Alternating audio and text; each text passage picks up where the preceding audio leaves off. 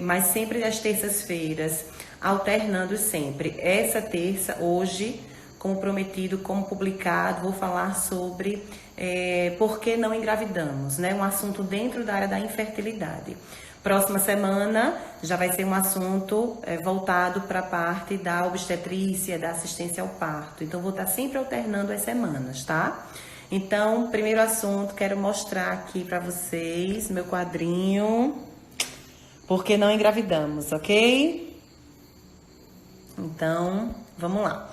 Então, inicialmente, falando em assistência da saúde no nosso país, no Brasil, de um modo geral, culturalmente não é voltado muito, como deveria ser, na verdade, né, para as políticas de prevenção, certo? Nosso país ele é muito mais voltado para a política do tratamento da doença do que para a prevenção da doença. E a infertilidade, como outra doença, é um problema de saúde pública, né, de todos, da população mundial, e que todos nós temos direito a esse cuidado dessa saúde, tá? Então, posso falar aqui dados da Organização Mundial de Saúde, da OMS, até mais recentes agora, de 2017 e 2018, 15% da população mundial vai ter alguma dificuldade de engravidar, tá? No Brasil, cerca de 8 milhões de pessoas têm dificuldade para engravidar e, mais aproximadamente, um dado mais próximo, a cada 6 casais, um tem dificuldade de engravidar. Então, onde é que nós estamos falhando?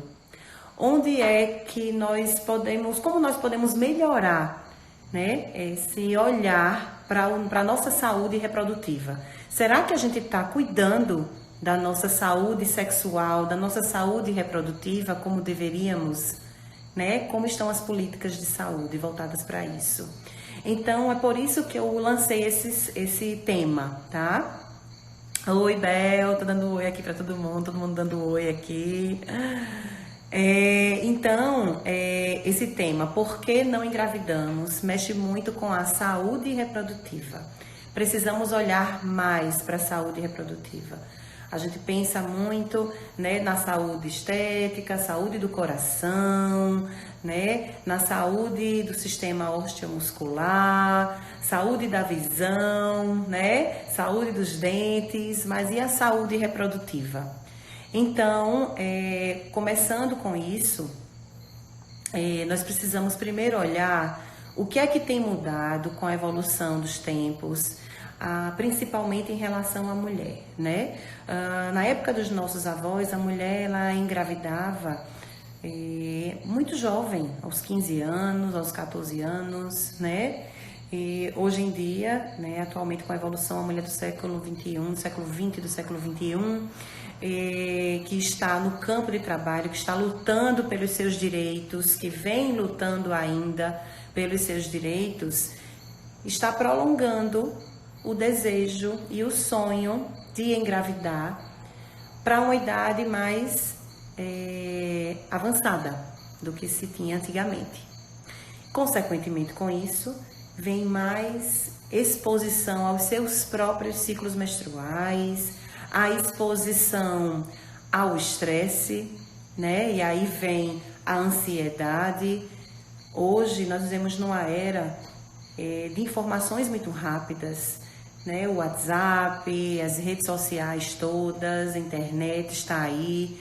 Então a paciência agora diminuiu, o tempo diminuiu, né? Então nós precisamos olhar para esse momento de vida que a gente está vivendo. Um momento muito rápido, de muita informação, muita ansiedade, muita aceleração. Ninguém tem tempo de fazer atividade física, ninguém tem tempo de fazer dieta, ninguém tem tempo de olhar para si e cuidar da sua saúde, incluindo a saúde reprodutiva. Então, o que nós podemos melhorar? E aí vem tabagismo, álcool, estresse, insônia, tudo isso está relacionado com infertilidade, principalmente feminina. Masculina também, tem muitos trabalhos hoje cada vez mais falando sobre a infertilidade masculina e o aumento do consumo do álcool, minha gente, é impressionante. Hoje em dia, tanto os homens como as mulheres estão fazendo uso de uma quantidade acima do normal nos finais de semana, dias de semana, diariamente para a sua vida. E isso pode afetar, na verdade, vem afetando a saúde reprodutiva. Diante disso, o que o nosso Conselho Regional, né, o Conselho Federal, na verdade, de Medicina, fala sobre a saúde reprodutiva, os direitos da saúde, né, que nós temos, e dentre eles a saúde reprodutiva, que nós temos direito à orientação do planejamento familiar, tanto para um momento em que nós não desejamos ter filhos, e aí vem os métodos contraceptivos, como também as orientações e os alertas para cuidarmos da nossa saúde reprodutiva e diminuir o índice de infertilidade. Então, nós todos temos direito à orientação dos cuidados com a nossa reprodução. O planejamento de quantos filhos nós queremos ter na vida, tudo isso tem que ser pensado e o médico, né, o profissional de saúde que é responsável por passar essas orientações para a mulher é o ginecologista, obstetra, para o homem, o urologista, o clínico. Então, tudo isso tem que estar dentro de todas aquelas orientações que esses tipos de especialistas convivem, né, e passam para o dia a dia para os seus clientes, seus pacientes. Então, nós temos que educar mais, vamos dizer assim, pensar na saúde preventiva da nossa reprodução. Então, os ginecologistas precisam olhar mais para essas mulheres e abordar o planejamento familiar. Então, de um modo geral, eu vou falar em percentuais aqui de chance, porque muitas vezes as pessoas pensam que as mulheres têm um percentual maior de infertilidade, não é, tá? Primeiramente, a OMS ela considera a infertilidade aqueles casais que têm relações sexuais frequentes, né, no período fértil, durante 12 meses abaixo de 35 anos a mulher e não engravidam, tá? Então, toda mulher abaixo de 35 anos tentando engravidar, passou um ano tentando engravidar, não conseguiu, é considerado infertilidade. Então, já tem que procurar ajuda. Acima de 35 anos, a Sociedade Brasileira de Reprodução Assistida considera que o tempo de espera e que é considerado infertilidade é até 6 meses. Então, 6 meses tentando engravidar aquele casal, a mulher tendo 35 anos, não conseguiu, já tem que procurar auxílio de médico especialista em reprodução humana, em reprodução assistida. Oi, Alberto, abraço. Daqui a pouquinho eu vou responder as perguntas de vocês, tá, gente? Eu tô vendo aqui, tem muita gente mandando pergunta, parabenizando, obrigada. Daqui a pouco eu vou responder, mas eu quero dar uma geral nisso logo, tá certo? Nesse assunto, pra orientar vocês, informar vocês. Então, voltando, 45% das infertilidades dos casais, né, das pessoas, 45% são por causas femininas, 45% também são por causas masculinas. Então, os fatores femininos e masculinos são iguais, são equivalentes. A mulher ela não tem um índice maior de infertilidade, como se pensa, tá? Os outros 10% são por causas que têm relação com o casal, ou seja, o homem e a mulher têm infertilidade, algum problema para engravidar. E aí, em torno, mais ou menos, né, de 5%, isso aí, na verdade, são 5%, que é o casal, e mais 5% por causas indeterminadas. Então, 45% mulher, 45% homem, 5% casal, né, o problema dos dois, e os outros 5% que restam é por esterilidade, sem causa aparente, que é quando a gente investiga tudo e não acha nenhuma causa, tá? E aí, dentro das causas femininas, nós temos problemas ovulatórios, ou seja, algum distúrbio do ciclo menstrual da mulher, algum problema hormonal que esteja levando a alguma alteração ovulatória, como por exemplo, síndrome dos ovários policísticos, algum tipo de alteração do ciclo, alguma anovulação causada por um problema, por exemplo, distúrbios da tireoide, como hipo e hipertireoidismo, alterações relacionadas à prolactina, hiperprolactinemia.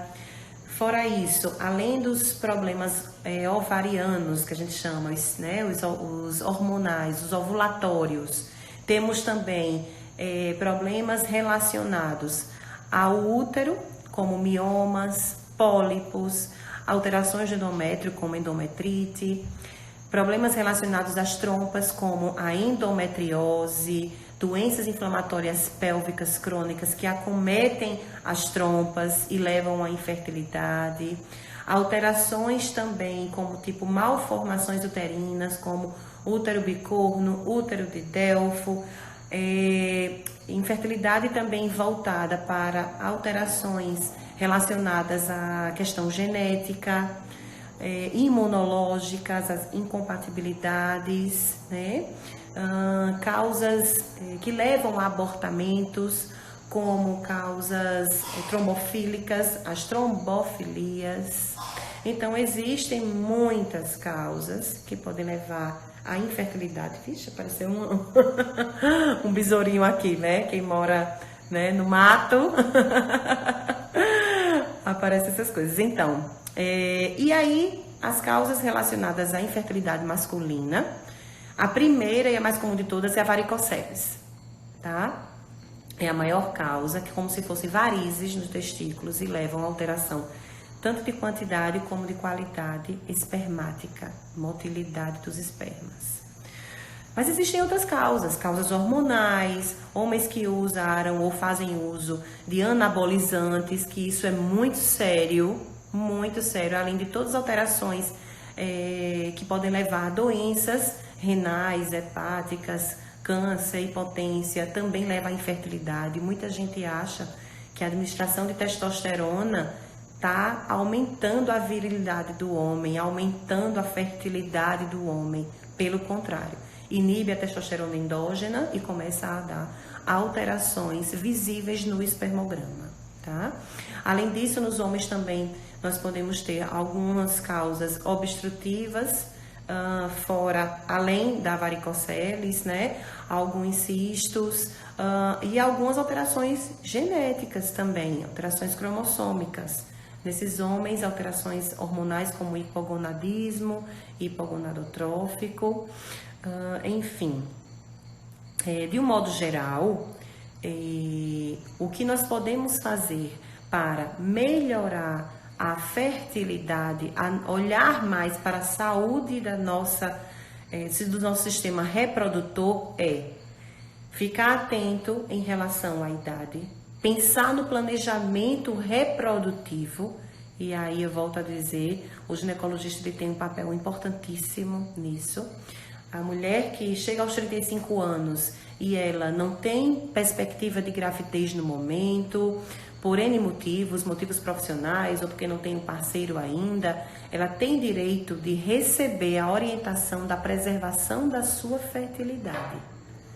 Congelamento de óvulos, que serve como uma prevenção. Não quer dizer que a gente vai utilizar aqueles óvulos que precisa utilizar em algum momento da vida, mas se precisar, eles foram congelados naquela idade.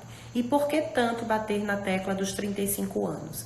Porque já está mais do que provado, né? Os trabalhos mostram, isso está muito consolidado, que a partir dos 35 anos ocorre uma redução na produção dos óvulos da mulher, tanto em relação à quantidade como em relação à qualidade desses óvulos. E aí você imagina um gráfico decrescente. A partir dos 30 anos começa a cair um pouco a fertilidade, mas é bem lento e bem devagar.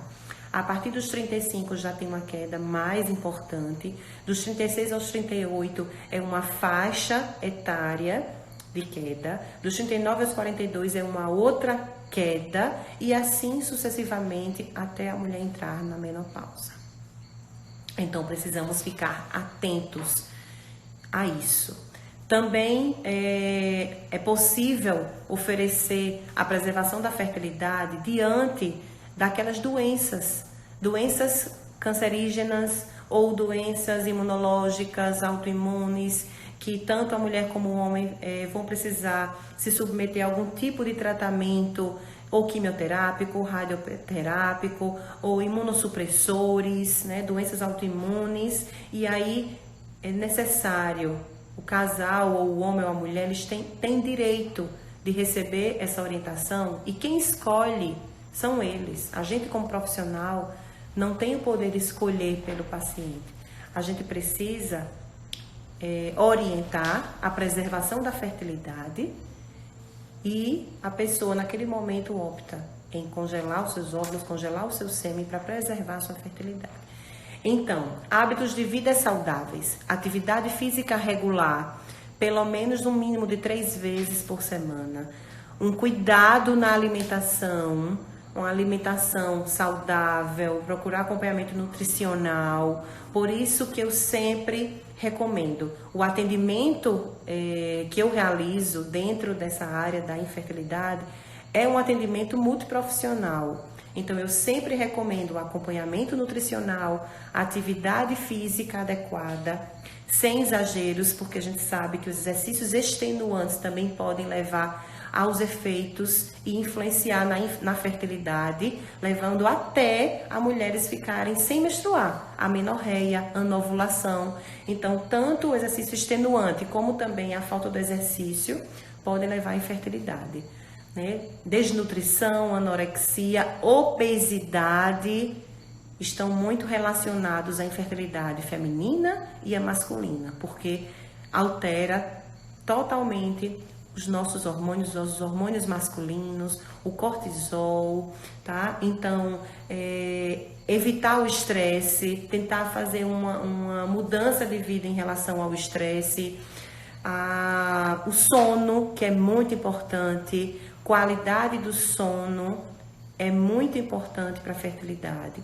E no caso dos homens, é muito importante que saibam que os últimos estudos, o que se tem falado muito e cada vez mais sobre a idade do homem que influencia. Então, a partir dos 38 a 40 anos, a depender da vida e do estilo de vida que aquele homem leva, ele pode ter algum tipo de alteração só por conta do estilo de vida e da idade. Então, homens a partir de 38 e 40 anos, às vezes possuem espermograma normal, mas quando vão fazer uma avaliação mais específica, como, por exemplo, um teste de fragmentação do DNA, que hoje em dia é fundamental para aquelas casais que vão realizar algum tipo de tratamento dentro da reprodução assistida, e ele está muito relacionado com aumento de taxa de abortamento, falhas de implantação e até alterações cromossômicas. É um exame que tem que ser realizado. A gente observa alterações de fragmentação nesses homens que fazem uso de bebida alcoólica em exagero, tabagismo, drogas, obesidade, uma alimentação totalmente desregrada, por conta também da liberação de muitos radicais livres, tá? Então, eu vou começar a responder as perguntas de vocês. Deixa eu voltar aqui. Quero agradecer, um beijo, obrigada pelos elogios, todo mundo aqui parabenizando e agradecendo. Então, vamos lá, vou ver aqui quais são as primeiras perguntas.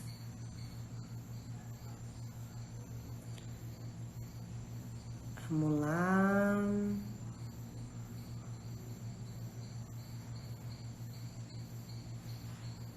Pessoal agradecendo. Beatriz, Bia, Ingrid.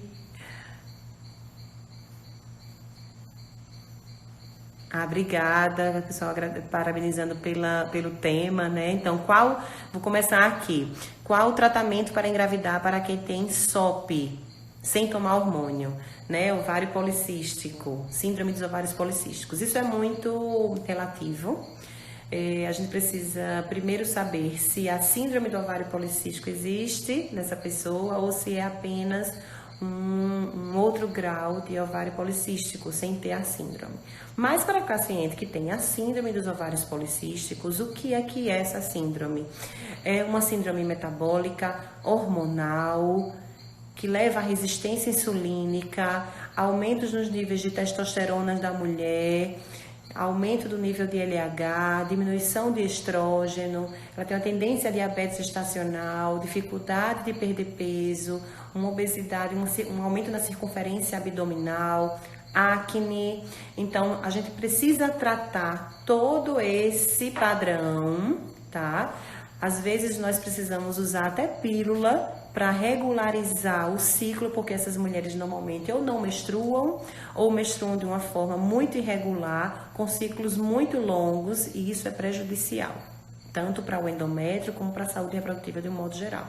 Então, às vezes, nós precisamos usar hormônios. Mas para quem não pode utilizar hormônio, nós utilizamos a metformina ou glifage, né, que é uma medicação que é para resistência insulínica, diminuir a resistência insulínica, tá? Nós utilizamos também o mioinositol, né, que é o inositol, que é uma substância utilizada para melhorar qualidade de óvulo, qualidade dos nutrientes do líquido folicular, ou seja, do líquido que nutre os óvulos, melhora de uma forma geral o aproveitamento hormonal para que essa paciente consiga voltar a ciclar. Mas é imprescindível que tenha um apoio multidisciplinar para paciente de síndrome de ovário policístico, porque precisa perder peso, realizar atividade física, um acompanhamento nutricional voltado para sua síndrome e para a infertilidade, ok? Outra pergunta: tenho 33 anos e não consigo engravidar. Então, preciso investigar, né? Nós iniciamos com os exames gerais, exames ginecológicos, exames hormonais, como os exames da tireoide, FSH, LH, estradiol, do 3º ao 5º dia, são exames da reserva ovariana, avaliar como anda a reserva ovariana, a capacidade de produção de óvulos da mulher. Um exame que é muito importante também é a histerosalpingografia, para avaliação das trompas, da permeabilidade tubária dessa mulher, e também avaliar a fertilidade masculina. A gente não pode esquecer que tem que investigar o casal, gente. Quando é um casal heterossexual tentando engravidar e que não está conseguindo, nós temos que realizar a investigação da infertilidade conjugal. O nome já diz, é conjugal. Não dá para investigar somente a mulher ou somente o homem. Nenhum dos dois vão realizar o sonho de ser filho, de ser pais sozinhos. Então, precisamos investigar e conduzir o homem e a mulher. Doutora, quanto tempo depois de uma cirurgia de retirada de mioma a mulher pode começar a fertilização? Então, depende do mioma, depende da localização, do tamanho do mioma. Se for um mioma pequeno, que não precisou realizar uma abordagem cirúrgica pela via abdominal, foi realizada apenas uma esteroscopia para a retirada de um mioma, como, por exemplo, um mioma submucoso, que é aquele mioma que fica na parte interna do útero, que é o endométrio. Se realizou a retirada dele completamente, no ciclo seguinte já pode realizar o tratamento da fertilização.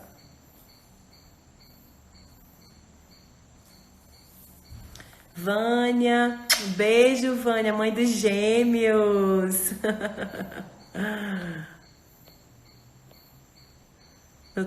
Maria Helena, Nutrimater, um beijo, minha amiga.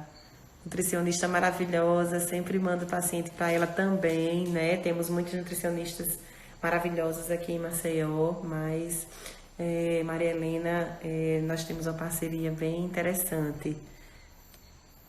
Doutora Micaele, Carol, beijo, Carol, Lídia, fisioterapeuta maravilhosa. Aí tem aqui uma orientação, um comentário aqui da Carol. Os ginecologistas em geral só pedem exames mínimos, infelizmente, só descobrimos quando tentei engravidar e não consegui. É verdade.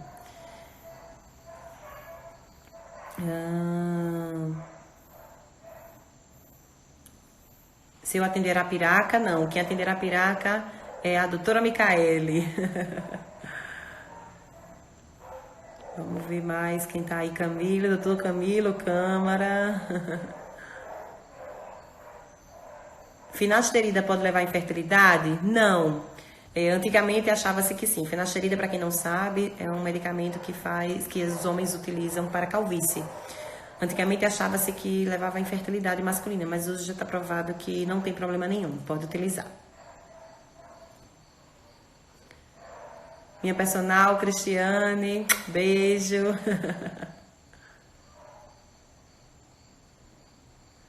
Vamos ver mais aqui.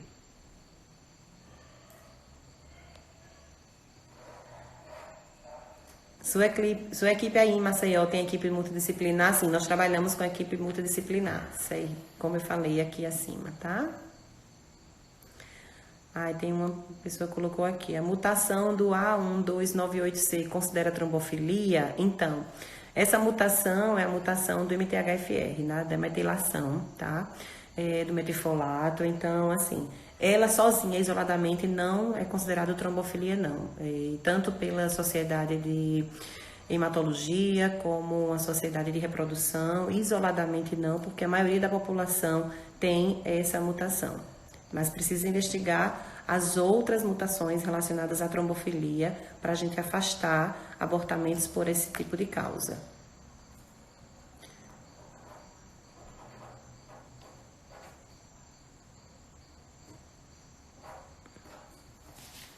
Aqui tenho 39 anos, meu esposo 43, tentantes há 5 anos, estou acima do peso, fiz cirurgia de mioma, alimentação desregrada, pouco exercício, meu esposo fez cirurgia de varicoceles. Então, temos que ter cuidado aí, né? Porque você já tem 39, já tem alteração da reserva ovariana, o esposo 43 também, então precisamos de uma agilidade aí, né? Precisamos ter aí uma rapidez aí nesse tratamento. Mulheres com hidrossalpinge podem engravidar? Então, se a hidrossalpinge for unilateral, para quem não sabe, hidrossalpinge é uma inflamação na trompa com coleção de líquido inflamatório e ela dilata, né? Ela fica grande, espessa, com a presença de líquido inflamatório dentro. Então, se a hidrossalpinge for nas duas trompas, aí realmente é só com fertilização mesmo, porque a chance de engravidar é pequena e se engravidar pode ter risco de gravidez ectópica, que é a gravidez tubária. E a presença da hidrossalpinge, se ela for muito dilatada, a ponto de ser visualizada na ultrassonografia, mesmo o paciente tendo indicação de fertilização, ela precisa ser retirada, ou realizada a laqueadura tubária ou a salpingectomia, antes de fazer a transferência dos embriões, porque esse líquido inflamatório ele pode refluir, retornar para o útero e levar ao abortamento.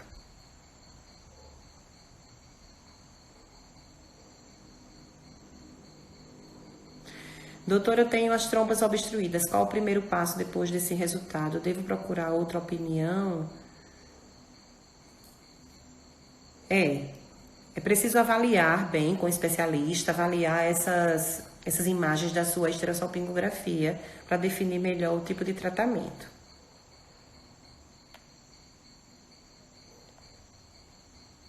Adenomiose.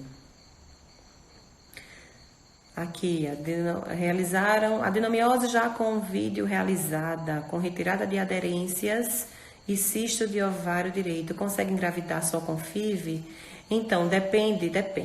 Tudo tem que ser avaliado, né? Adenomiose, antigamente se achava que era endometriose no músculo do útero. Ela tem uma relação, mas já se sabe que são doenças totalmente diferentes. A adenomiose é uma coisa, a endometriose é outra. Então, a adenomiose, ela é um foco de contração muscular dentro do miométrio e que está relacionada com diminuição da receptividade do endométrio à implantação do embrião, ou seja, diminui taxa de sucesso de gravidez. Mas ela se distribui de várias formas. Tem adenomiose focal, adenomiose difusa, Às vezes a paciente tem uma adenomiose muito pequena e aí engravida assim espontaneamente, e é preciso avaliar, né? Cada caso, inclusive, gente, é um dos recados que eu quero deixar aqui para vocês. Individualização dos casos. Não existe receita de bolo, né?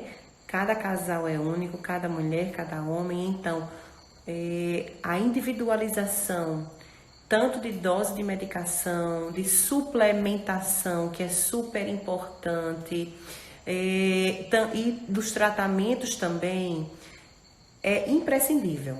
É preciso individualizar cada vez mais para a gente obter taxas maiores de sucesso de gestação.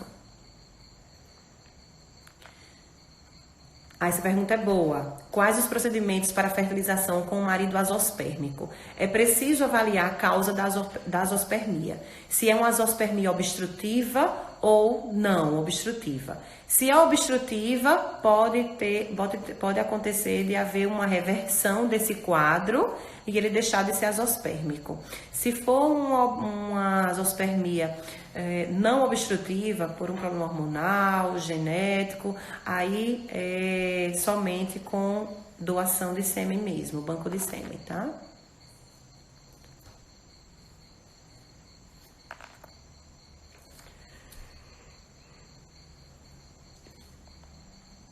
Vamos ver mais. Tá acabando o nosso tempo, tá, gente? Senão eu não posso ficar aqui a noite toda. Então, deixa eu só ver mais uma perguntinha aqui. O útero retrovertido impede algo na gestação? Não, o útero retrovertido, só o fato de ter útero retrovertido não quer dizer que tem algum problema de engravidar. Agora, alguns problemas, por exemplo, doenças inflamatórias pélvicas, endometriose, podem levar a uma alteração na mudança da posição do útero e aí sim ser um sinal de alerta para uma doença inflamatória pélvica. Mas isoladamente o útero retrovertido, não, de forma alguma. Vandresa, obrigada.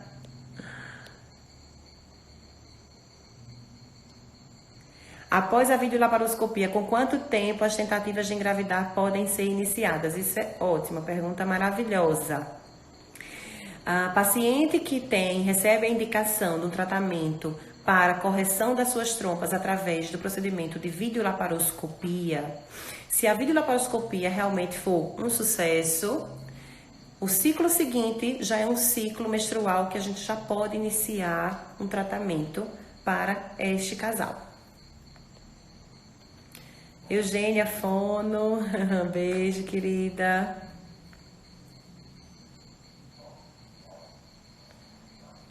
Baixa de progesterona pode ser causa de infertilidade? Sim, pode sim. A progesterona, no nosso ciclo menstrual, para vocês entenderem um pouco, no início do nosso ciclo nós começamos uma produção de estrógeno, que estimula o pico do LH, que vai levar à ovulação, e no pós-ovulatório a produção da progesterona começa através da formação do corpo lúteo, que é vamos dizer, uma estrutura que permanece presente no ovário após a ovulação, após a rotura daquele folículo, a saída daquele óvulo, e é uma estrutura glandular, ela fica produzindo progesterona e estrógeno, e principalmente progesterona para manter a gestação até 12 semanas depois, e a partir daí a placenta ela já toma essa função. Então, aquelas mulheres que têm uma diminuição de progesterona, uma fase lútea, que é essa segunda fase do ciclo, reduzida, elas podem ter problemas de abortamentos e dificuldades para engravidar, tá?